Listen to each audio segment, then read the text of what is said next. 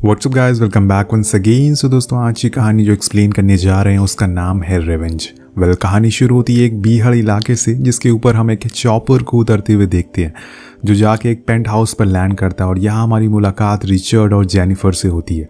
ये दोनों यहाँ हंटिंग एंजॉय करने आए हैं। अब ये सीन देखकर आप समझ गए होंगे कि रिचर्ड बेहद ही अमीर इंसान है और यही वजह है कि जेनिफर उसके साथ यहाँ आई हुई है, क्योंकि उसे सिर्फ पैसों से मतलब है, ना कि उससे।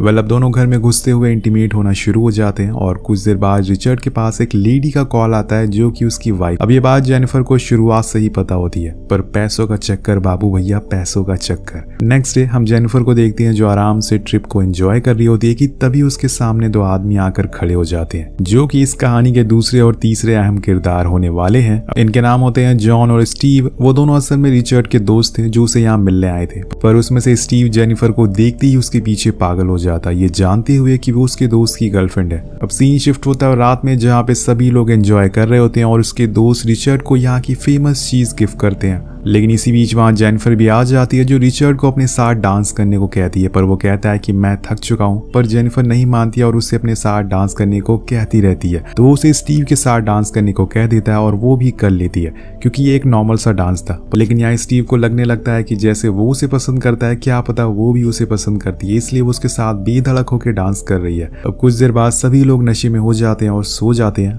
और अगले दिन जब सुबह होती है तो हमें पता चलता है कि रिचर्ड कहीं बाहर गया हुआ है और इसी का फायदा स्टीव उठाता है। वो जेनिफर के लिए ब्रेकफास्ट बनाता है जो कि उसे पसंद भी आता है। अब वो दोनों बहुत देर तक बातें करती हैं, पर एक समय पे जेनिफर को समझ आ जाता है कि स्टीव का मोटिव कुछ और है, इसलिए उसे साफ साफ बोल देती है कि जैसे तुम समझ रहे हो वैसा कुछ भी नहीं है। और ये बोलकर वो रूम में चली जाती है। लेकिन स्टीव यहाँ पर रुकने वाला नहीं था, उसके मन में तो कुछ और ही चल रहा होता है। वो उसके पीछे पीछे उसके रूम तक चला जाता है और चुपके से उसे देखने लगता है। और जब वो ऐसा करते हुए पकड़ा जाता है तो उल्टा वहां से जाने के बजाय वो जाकर जेनिफर के साथ बैठ जाता है और कहता है कि हमें एक दूसरे को जानना चाहिए, हम एक अच्छे दोस्त बन सकते हैं। तो जेनिफर कहती है कि हाँ क्यों नहीं। तो वो पूछता है कि तुम्हें कैसे लड़के पसंद है। तो जेनिफर बताती है कि मुझे रिच और टॉल टाइप के लड़के पसंद है, तुम मेरे टाइप के नहीं हो। तो वो कहता है कि पर कल तो तुम मेरे साथ चिपक कर डांस कर रही थी, अब क्या हुआ। तो जेनिफर कहती है कि मैं नशे में थी, मुझे होश नहीं था, जैसे तुम समझ रहे हो वैसा नहीं है। ये बोल के वो जाने लगती है, पर स्टीव उसे पकड़ लेता है और उसके साथ बदतमीजी करने लगता है। अब इसी दौरान वहां जॉन आकर उन्हें ऐसा करते हुए देख लेता है, तो स्टीव बोलता है कि तुम्हें दिखाई नहीं दे रहा, हम लोग बिजी हैं, जाओ यहाँ से। तो वो चला जाता है।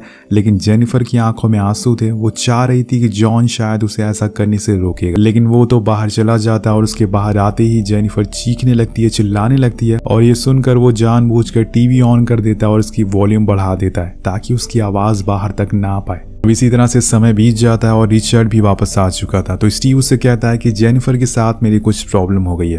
तो उसे सब कुछ सच बता देता है, पर रिचर्ड कुछ ज्यादा रिएक्ट नहीं करता, जैसे लग रहा था कि ये सब उसके लिए आम सी बात हो। अब वो जेनिफर के रूम में जाता है जहाँ पर वो पूरी तरह से सदमे में थी, उसकी बॉडी पे चोट के निशान थे। अब ये सब देखकर रिचर्ड उसे कहता है कि तुम घबराओ मत, जो हो गया सो हो गया, अब सब भूल जाओ। वो कहती है कि तुम्हारे दोस्त ने मेरे साथ क्या किया तुम्हें पता भी है। जिसके बाद वो बाहर जाता और स्टीव को बहुत सुनाता है और फिर अंदर आकर उससे कहता है कि तुम आराम करो। लेकिन जेनिफर को अब घर जाना था। वो कहती है कि जितनी जल्दी हो सके चॉपर मंगवाओ, मुझे घर जाना है। पर रिचर्ड तो यहाँ पर हंटिंग कंपटीशन के लिए आया था और जब तक वो पूरा नहीं हो जाता वो नहीं जाने वाला था। वो जेनिफर को मनाने के लिए एक ब्लैंक चेक भी देता है ताकि वो कुछ पैसे लेकर मान जाए, लेकिन वो नहीं मानती और आखिर में कह डालती है, अगर तुमने चॉपर नहीं बुलाया तो मैं तुम्हारी वाइफ को सब कुछ बता दूंगी।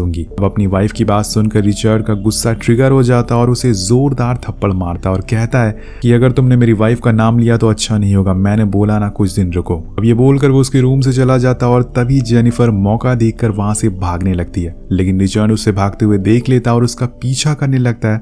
अब उन्हें भागते हुए स्टीव और जॉन भी देख लेते हैं और ये भी उनके पीछे भागने लगते हैं। अब दोस्तों, जिस आइलैंड पर ये लोग मौजूद थे वहां दूर दूर तक कोई भी घर नहीं था, यहाँ अकेले थे ये। अब ये जानते हुए जेनिफर बिना देखे बस भागी जा रही थी। उसके पीछे ये तीनों जानवरों की तरह पड़े हुए थे। लेकिन तभी रास्ता खत्म हो जाता है और जेनिफर को रुकना पड़ता है। जेनिफर को देखकर ऐसा लग रहा था कि अब शायद वो यहाँ से कूदने वाली है, लेकिन रिचर्ड कहता है कि ऐसा मत करो, सब कुछ ठीक हो जाएगा, देखो मैं चॉपर मंगवा रहा हूँ। अब वो फौरन स्टीव से फोन मांगता और पायलट को यहाँ आने के लिए बोलता है और इसके बाद वो उसे बताता है कि आधे घंटे में चॉपर यहाँ पर आ जाएगा और फिर तुम आराम से यहाँ से जा सकती हो। अब ये बात सुनकर जेनिफर थोड़ा रिलैक्स फील करती है, थोड़ा अच्छा फील करती है। उसे लग रहा था कि अब वो यहाँ से आजाद हो जाएगी, लेकिन इसी दौरान यहाँ पर कुछ ऐसा होता है जो सबको चौंका देता है। अचानक से रिचर्ड उसे धक्का दे देता है जिससे वो सीधा नीचे जाकर पेड़ पर गिरती है और ऑन द स्पॉट उसकी मौत हो जाती है। अब ये देखकर स्टीव बहुत ही घबरा जाता है। वो कहता है कि तुमने ऐसा क्यों किया? तो रिचर्ड बोलता है कि अगर हमें पुलिस और हमारी वाइफ से बचना है तो ये करना जरूरी था, नहीं तो ये लड़की हमारी लाइफ खराब कर देती। और हम यहाँ पर जिस काम के लिए आए हैं वो हमें करना है, पर उससे पहले हमें इसकी लाश को ठिकाने लगाना पड़ेगा।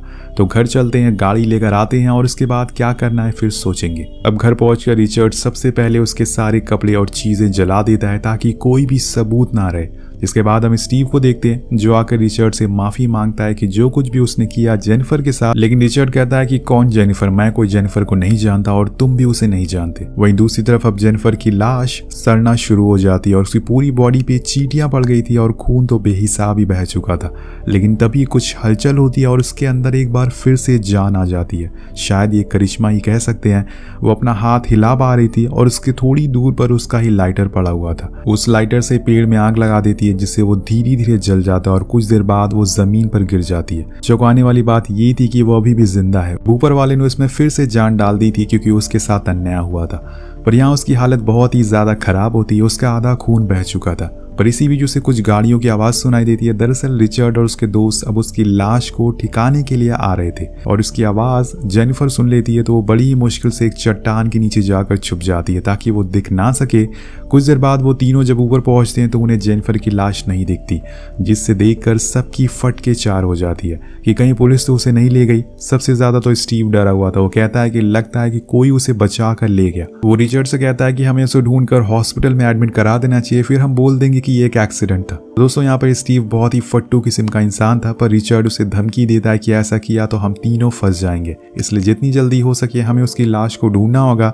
अब वो तीनों नीचे पहुंच जाते हैं लेकिन यहाँ अब अंधेरा हो चुका था। वो चारों तरफ नजर घुमाते हैं, उन्हें वहां जेनिफर तो नहीं दिखती पर खून के कई निशान जरूर दिख जाते हैं जो कि एक दिशा की तरफ जा रहे थे। अब तीनों उसके पीछे पीछे जाने लगते हैं तो उन्हें कुछ ही दूरी पर एक नदी मिलती है जहाँ पे एक निशान रुक जाते हैं, यानी कि यहीं से जेनिफर को कहीं ले जाया गया है। यहाँ रिचर्ड सेम वही गलती करता है जो हर मूवी में होती है। वो कहता है कि हमें अलग होना चाहिए जिससे हम उसे जल्दी ढूंढ पाएंगे। अब सारे लोग अपनी अपनी गाड़ियां लेके उसे ढूंढना शुरू कर देते हैं। वहीं हम जेनिफर की हल्की सी झलक देख पाते हैं जिससे ये साबित हो जाता है कि उसे कोई ले के नहीं बल्कि वो खुद वहां से उठकर गई है। लेकिन ये कैसे पॉसिबल हो सकता है कि कोई मर के भी जिंदा हो जाए। सीन शिफ्ट होता है जॉन पे जो गाड़ी रोककर नदी के किनारे सूसू कर रहा था कि तभी उसके पीछे मौत बनकर जेनिफर खड़ी थी अपने बदले के इंतजार में, क्योंकि इसे टीवी तेज साउंड पर सुनने का बहुत ही शौक था और अब जेनिफर इसका शो बनाएगी। वो थोड़ी देर रुकती है जिसके बाद वो तुरंत उसके पास रखी बंदूक को उसके ऊपर ही तान देती है। अब ये देखकर वो घबरा जाता है। वो अपने दोस्तों को आवाज भी लगाता है पर वो उनसे काफी दूर होते हैं। अब यहाँ जेनिफर समय बर्बाद नहीं करती, वो सीधा उस पर शूट कर देती है, पर उसकी किस्मत खराब थी। वो गन लोड नहीं होती है और जब तक वो लोड करती है जॉन उस पर हावी हो जाता है, जिसके बाद वो अपने दोस्तों को मैसेज भी कर देता है कि मैंने उसे पकड़ लिया। लेकिन यहाँ जेनिफर इतनी जल्दी हार मानने वालों में से नहीं था। वो उससे फाइट बैक करना शुरू हो जाती है और एक समय पे तो मारी भी जाती है क्योंकि जॉन ने उसे काफी समय तक पानी के अंदर दबा कर रखा हुआ था। लेकिन तभी उसे जॉन का चाकू मिल जाता और वो सीधा उसकी आंख पे वार करती है।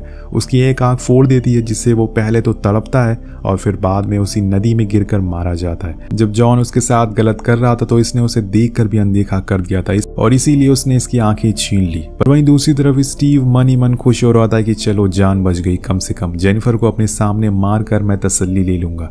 लेकिन यहाँ उसे पता नहीं था कि जेनिफर अब उसके ही पीछे आ रही है और इसे कैसे मारेगी इसे जरा भी अंदाजा नहीं है। अब यहाँ जेनिफर को जॉन की बाइक मिल जाती है तो वो दूर यहाँ से चली जाती है ताकि आगे का प्लान बना सके। वो एक गुफा में जाकर थोड़ा सा आराम करने का सोचती है, लेकिन अभी भी उसके पेट में वो लकड़ी घुसी हुई थी जिस वजह से उसे बहुत ही दर्द होना शुरू हो जाता है और मुझे समझ नहीं आ रहा है कि ये लड़की अभी तक जिंदा कैसे है। वो कोशिश करती है कि उसे बाहर निकाल दे लेकिन ऐसा वो कर नहीं पाती। कुछ देर बाद वो जॉन की गाड़ी से उसका बैग लेके आती है जिसमें उसे एक बियर की बोतल मिलती है। कुछ खाने को भी मिल जाता है जिससे कि यहाँ पर उसकी भूख मिट जाती है और इसी दौरान उसके दिमाग में कुछ दिन पहले रिचर्ड की कही बात याद आती है जब उसने उसे एक ड्रग दिया था जिसका एक टुकड़ा उसने अपने गले के लॉकेट में डाल लिया था और अब वो समय आ गया कि वो उसे खा कर देखे कि आखिर वो ड्रग क्या करता है। तो वो उसे हाथों में ले लेती है और खा लेती है। पहले तो कुछ नहीं होता लेकिन कुछ देर बाद उसके कानों में अजीब सी आवाजें सुनाई देती है जैसे कोई उसके आसपास चीख रहा हो और वो फौरन बंदूक उठा लेती है पर वहां कोई भी नहीं होता है।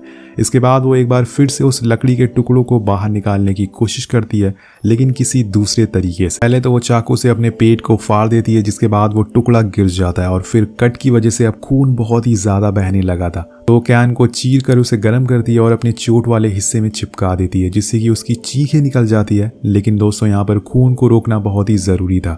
अब उसे थोड़ा आराम मिलता है, जिससे वो थोड़ी देर के लिए सो जाती है। शायद ये सब उस ड्रग का असर होता है, जिससे वो आराम से सो पा रही है। सुबह होने पर हम स्टीव को देखते हैं, जो नदी के किनारे मुंह धुल रहा होता है कि तभी उसके सामने जॉन की तैरती हुई लाश दिखती है और उसे देखकर उसकी पैंट गीली हो जाती है। जॉन की लाश पानी की वजह से पूरी तरह से फूल गई थी और बहुत ही डरावनी लग रही थी। उसकी शक्ल देखकर वो इतना डर जाता है कि वो नदी में गिर जाता है। पर यहाँ स्टीव बहुत ही गुस्से में आ जाता है। अब उसे पता चल चुका था कि ये सब किसने किया है। वही रिचर्ड जॉन की बॉडी को वापस पानी में बहा देता है, पर उसके अंदर भी एक गुस्सा था और वो गुस्सा स्टीव को मारकर बाहर निकालता है। और उसे भी यकीन हो चुका था कि जेनिफर को हल्के में नहीं लेना चाहिए। वहीं दूसरी तरफ गुफा में जेनिफर को ढूंढते ढूंढते रिचर्ड वहां पहुंच जाता और अपनी बंदूक से उसकी खोपड़ी उड़ा देता है। लेकिन तभी जेनिफर की आंख खुल जाती है और ये उसका एक सपना था, लेकिन उसे अब अपने आसपास वही तीनों दिखाई दे रहे थे। और इसी बीच उसे अपने पेट पे कुछ महसूस होता है। उसने जो अपने पेट पर वो कैन लगाई थी और हम देखते हैं कि उस कैन का टैटू उसके पेट पर छप चुका है, जिसे आप अंदाजा लगा सकते हैं कि ये कितना दर्दनाक होगा। लेकिन जेनिफर अब रुकने वाली नहीं है। वो बंदूक और गोलियां लेकर निकल जाती है। वहीं मीलों दूर रिचर्ड और स्टीव आपस में बात कर रहे होते हैं कि अब कहाँ जाना चाहिए। तो स्टीव कहता है कि हम बस 2 बचे हैं और मैंने सुना है कि जब भी जंगल में कोई लॉस्ट होता है, कोई खोता है, तो उन्हें हमेशा साथ रहना चाहिए। तो वो गुस्से में कहता है कि क्या हम जंगल में खोए हैं? हम अलग होकर जाएंगे और जेनिफर को ढूंढेंगे। अब स्टीव अपनी कार लेकर दूसरी ओर निकल जाता है। काफी समय ड्राइव करने के बाद स्टीव एक पहाड़ के ऊपर पहुंचता है, तो वहां उसकी कार का पेट्रोल खत्म हो जाता है। वो फ्यूल भरने के लिए नीचे उतरता है, पर यहाँ उसके ऊपर किसी और की भी नजर थी और वो थी जेनिफर। वो उसे दूरबीन से देख रही थी और जैसे ही वो बाहर निकलता है, वो अपनी स्नाइपर से उस पर एम करती है। पहले तो वो एम नहीं कर पाती है और जब दोबारा वो शूट करती है तो उसकी गोली उसके कंधे पर लग जाती है और उसका शॉट मिस हो जाता है। गोली लगती ही स्टीव समझ जाता है कि जेनिफर उसे देख रही है। वो भागने लगता है, लेकिन अब जेनिफर भी उसके पीछे नहीं हटने वाली थी। वो उसके पीछे पीछे जाती है और कॉम्बैट फाइट के लिए भागती है।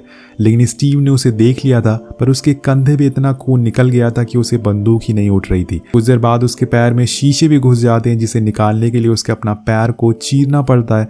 यहाँ स्टीव के आगे पीछे हर जगह से खून निकल रहा था, उसकी फटी पड़ी थी। लेकिन वो फिर भी अपना दिमाग चलाता है। वो बहुत ही चालाकी से दोबारा उसी जगह आकर खड़ा हो जाता है जहाँ पे उसकी कार थी। अब वहां से वो सीधा जेनिफर के सर पर गोली चलाता है, लेकिन गोली उसके कान को चीर कर निकल जाती है। अब ये देखकर स्टीव पागल हो जाता है और वो उस पर कार चढ़ाने के लिए तेजी से आगे बढ़ने लगता है। सामने से जेनिफर भी उस पर लगातार गोलियां चला रही थी, लेकिन एक भी गोली निशाने पर नहीं लगती। लेकिन जैसे ही वो करीब आता है, उसकी एक गोली जाकर स्टीव के सर पे लग जाती है, जिससे कि उसकी खोपड़ी खुल जाती है। यहाँ स्टीव की हवस का दी एंड हो जाता है। अब जेनिफर उसकी कार लेकर निकल जाती है और अब बारी थी रिचर्ड की। सीन कट होता पहुंचता है रिचर्ड के पास, जो अब बहुत ही परेशान हो चुका था। उसे ना तो जेनिफर मिल रही थी और ना ही स्टीव उसके मैसेज का रिप्लाई दे रहा था। उसे इस बात का जरा भी अंदाजा नहीं था कि स्टीव के साथ क्या हुआ है, और इसी वजह से वो सीधा अपने पेंट हाउस वापस आ जाता है, क्योंकि अब वो यहाँ नहीं रहने वाला है। कुछ ही देर में चॉपर आ जाएगा और वहां से चला जाएगा। पर इससे पहले वो फ्रेश होने जाता है, लेकिन तभी अचानक से उसे कुछ आवाजें आती है, जैसे कोई उसके घर में घुस गया हो। अब ये कौन है वो आप समझ गए होंगे। वो बिना कपड़ों के ही बंदूक लेकर बाहर आ जाता है, और जब मौत सर पर हो तो कपड़े किसको याद होते हैं। वो पूरा घर के चारों तरफ उसे ढूंढने लगता है, लेकिन उसे कोई नहीं दिखता। जिसके बाद वो शांति से आकर बैठ जाता है, लेकिन उसका कोई पूल के पास वेट कर रहा था और वो हाथ में बंदूक लेकर, वो कोई और नहीं बल्कि जेनिफर थी। अब जेनिफर की ऐसी हालत देखकर उसे यकीन ही नहीं हो रहा था, लेकिन तभी वो गोली चला देती है और जाकर वो सीधा उसके पेट में लगती है। लेकिन वो फिर भी चलने लायक था। अब यहाँ से चीजिंग सीन होना शुरू हो जाता है। रिचर्ड भागना शुरू करता है। वो अपने बेडरूम में जाकर छुप जाता है और जेनिफर का इंतजार करने लगता है। अब जेनिफर बिल्कुल उसके निशाने पर आने वाली थी। वो जैसे ही आगे बढ़ती है, उसकी खोपड़ी उड़ जाती, लेकिन तभी उसे रिचर्ड का खून दिख जाता और वो समझ जाती है कि रिचर्ड यहीं खड़ा हुआ है। और अब यहाँ रिचर्ड का खून बहुत ही ज्यादा बह चुका था, जिसे रोकने के लिए वो बॉडी पर प्लास्टिक लपेट लेता और एक बार फिर से जेनिफर के पीछे लग जाता है। यहाँ कुछ ही पलों में दोनों आमने सामने होते हैं और खून के प्यासे। और इसी पल हम कुछ देर के लिए पूरे घर का व्यू देखते हैं, जहाँ पे हर कॉर्नर में बस खून ही लगा हुआ था।